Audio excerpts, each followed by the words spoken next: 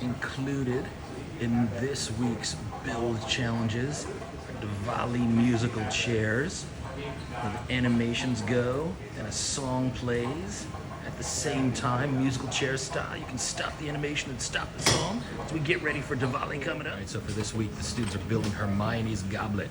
The idea is to detect motion in the accelerometer and attach this to a cup. So it's fairly basic. They can choose either the Harry Potter theme song, the Game of Thrones song, or the Boston College theme song. And when you toast someone, you will hear a song played. So this is the Goblet of Glory, and they will get the Nectar of Knowledge if they prove how to do this. Goblets are being made. It's like everybody is partial to the Harry Potter theme song they're doing. We don't have any Game of Thrones ones or BC fight song. So Daniel's a magical coder. He's a first in class to make his Goblet of Glory. Let's see, you gonna toast this?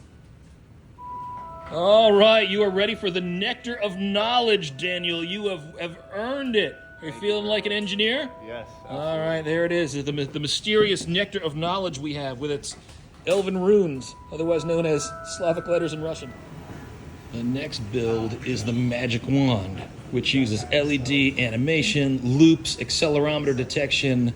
We have also conditionals, playing sounds, and so if you shake your magic wand, oh, that doesn't get any more magical than that.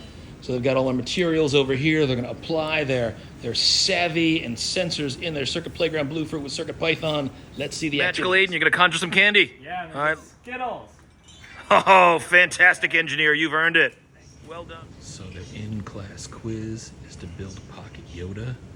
When a shake is detected, he dispenses Magic 8 Pulse style advice, and his belly pulses in green.